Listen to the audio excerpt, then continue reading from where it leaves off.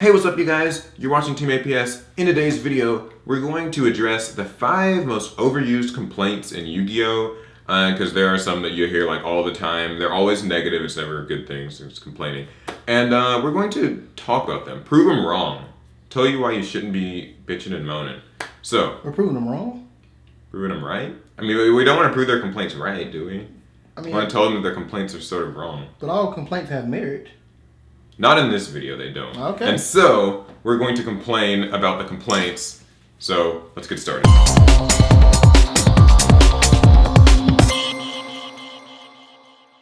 So wait, if we're complaining about the complaints...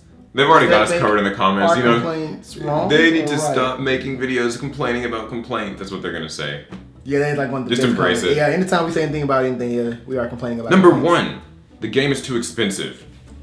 This is the one that I hear. You know, I feel like I've heard this one since the moment I started playing. Since, yeah, Yu-Gi-Oh's been out. But I'll be fair, I was one of them at first.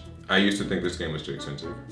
I think I was right when I said it. I don't think it's right now, but I think when I said it, that was an accurate thing to say. What do you think? I mean, like, would you think the game's too expensive right now? Of course not. Is that valid? I don't think the game's expensive at all now. I mean, we just got the Gold Series thing, which is like by far one of the best things Yu-Gi-Oh's ever done. As far as for players trying to get their hands on cards, probably the best thing they've ever done. Also, with the way these new sets are coming out, you get a holo and everything. You're guaranteed, I think, 2 secrets in the box now. Yeah. So it's Konami's actively trying to make it easier. Yeah, deflation is a real thing in Yu-Gi-Oh! And I was never one of the ones who said the game was too expensive. Well, I'm gonna say never. But when I first started playing, like I didn't play competitively, so the expense of the game didn't matter because I just made shitty decks with whatever cards I pulled anyway. When I became competitive, when I became competitive, by the time I became a competitive player, I had a job and the extra money, I guess you can say, so that the expense wasn't. Yeah, it wasn't as. Yeah, you know. Yeah, nowadays there's like it's not just gold series. There's like 3 reprint sets like pretty much every year. It's a gold series and megatins now, which are megatins in my opinion are like the best thing. Megapins are probably the number 1 best thing if you want like cheap cards. Like they're just, and then sometimes just obscure cards that get reprinted that it matters. Like this Millennium Pack had Dark Paladin reprint, and I don't know if you know, but Dark Paladin had a hefty price for some time. And they're like having to reprint that Ayatimaeus thing too, which is good because it's gonna be $80 nothing. I will say though, one lesson I want to tell people is this game is going to be expensive if you want to win.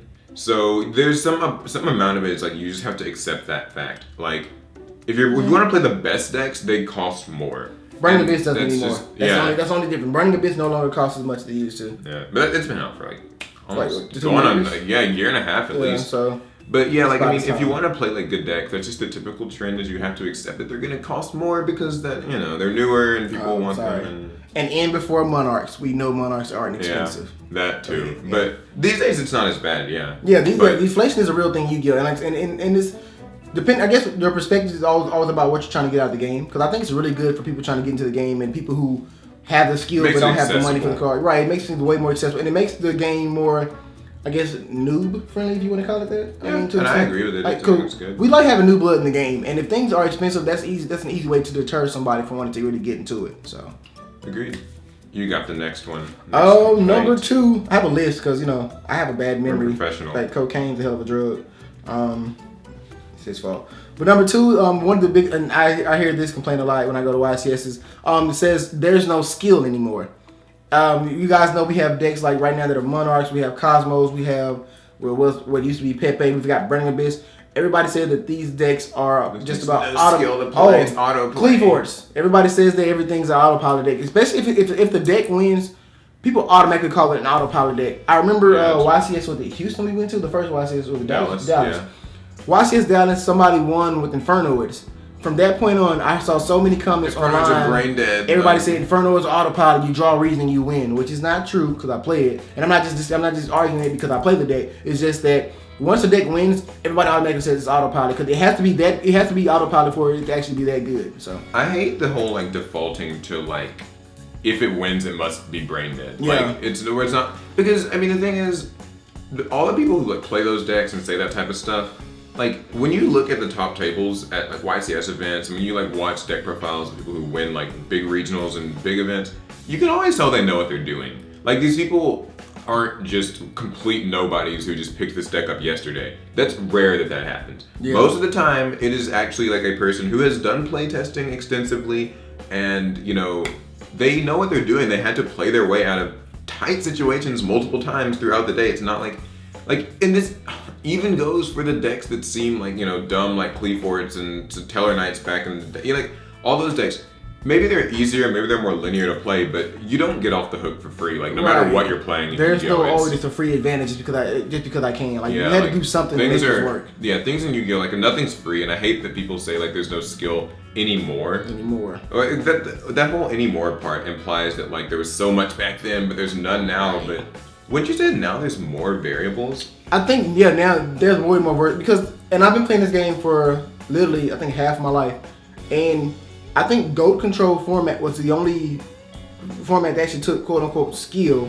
And I say that like this because everybody knew what their power plays were, but you had like one of almost everything in the deck. So that's where the skill came in, was just knowing how to hold onto your cards at the right time, or hoping that your opponent didn't draw theirs first. But nowadays, like, no matter what deck you play, there's always a variant. There's always some other way you can make it to where it does different. It has the same goal, but does different things, and it still takes skill to play it because everything nowadays is a combo-based deck, and it takes skills to pull off combos because you can fuck up. And I think that there's like more factors and variables. Like, there's not like hand traps you have to worry about, and like more mechanics and hand like traps and obscure cards that you don't think even that you forget exist until they show up in your face. It's like now you have to plan more for things like Breakthrough or Effect Veiler or Maxi or whatever. Mirror Force is coming back into play. Yeah, now people are playing all these different Mirror Forces, and it's just like, and there's more mechanics like pendulums. I feel like there's more skill because you have to know more about this stuff. Like, it's not. I mean, maybe it's a different kind of skill, but it's there. Yeah, skill is still skill. Next complaint is there's no creativity anymore, which this one kind of grinds my gears because I think there's loads of creativity. There's a ton of creativity. I think there's more creativity than some past formats and periods of the game. It just goes back to whatever wings people call it autopilot. It's pretty much the same thing. Like, you're a sheep if you play this deck because like everyone plays it. But the thing is, like, I don't know how many people take a look at the archetypes that exist now and all the decks, but there's so much diversity in archetypes and how they function now that there's almost no way you can really say that, like, this game has no creativity. Like, we've never really had an archetype quite like, UA or something. Or things like Psyframes. I know I don't like it either, but I'm just saying, like, the way that these decks function, and like Gradles and Kaiju and like Yang Zing and just, like all these decks that do all this weird Ritual Beast, there's lots of like creativity and stuff, and half the decks now like hybrid with each other easily. I mean, you got Fire King Cosmos, and people are like, they were doing this OTG. Yeah, exactly. Somebody had to think of this shit. It's creative as shit. I XYZ Monarchs. Monarchs were meant to have domain on the field with no extra deck and a big ass Monarch so you can't do anything. Now you got XYZ Monarchs and they're winning. Like, that's some creative shit. Yeah, like everything gets like merged now. Like, and pretty much every archetype.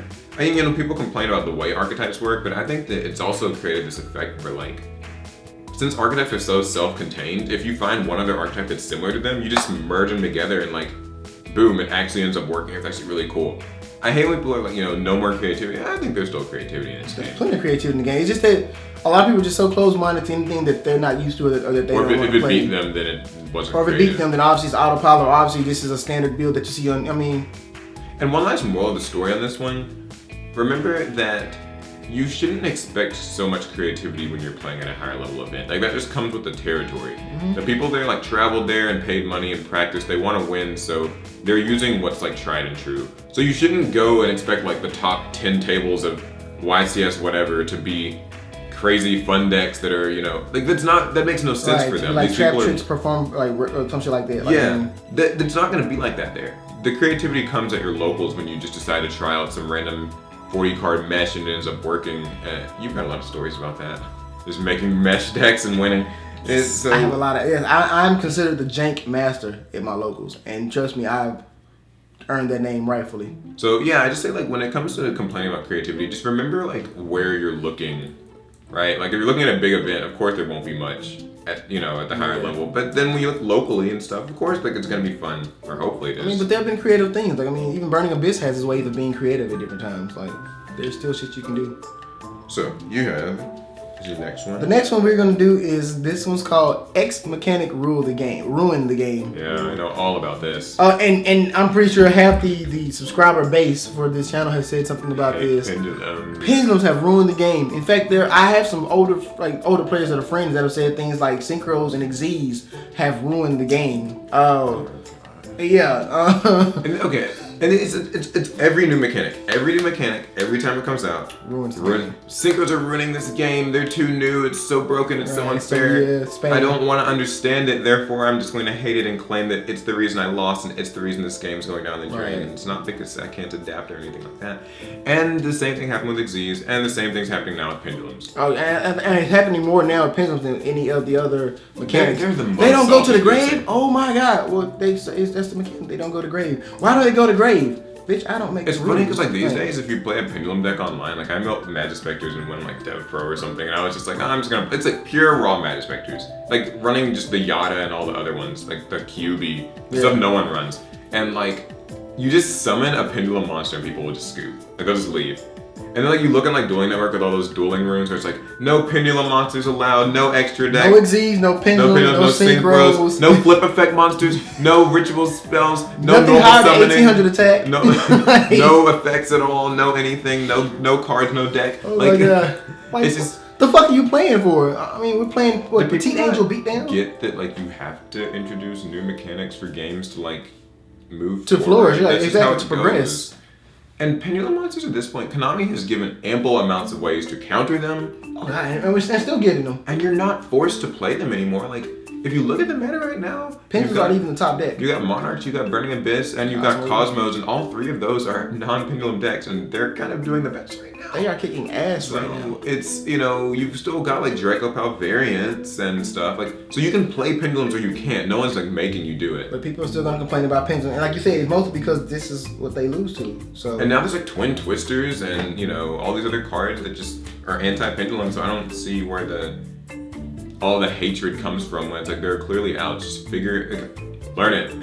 It's not I think that because bad. a lot of people make their decks like geared towards a certain, I guess, I want to say quote unquote meta, and then they play against like a Pendulum deck or something, and it just. I just don't want to change it. Yeah, like this is not what my deck is built to play against. That's not the player's fault. It's a tough life. It's a tough life. It's a tough life. Tough. I always just say like tough love. If you hate Yu-Gi-Oh this much, then you need to just quit. And speaking of that, last complaint that we hear the very most. We hear this every day. You hear this every day, every I'm pretty comment sure section. half of you guys have said it in our comments, if not more than half, and we've read it. I hear people I respect say this, so it's really good. Konami hates the players. Okay, and we'll extend this. Konami hates the game. Yeah. Konami hates the game. Konami doesn't care about the player. They hate the game. They hate the players. They're trying to kill this game. It's a lie. You begin. I mean, I'm not gonna lie. To an extent, at one point I did feel that way. I totally agree. At one point I felt that way, and then you have to think of it from both ends. You have to think of it from a player's end, and you also have to think of it from a business end. I don't know about you. I don't know if you guys know, but Konami makes a shit ton of money from Yu-Gi-Oh. I mean, they make more money than other things, but they make a shit ton of money from Yu-Gi-Oh.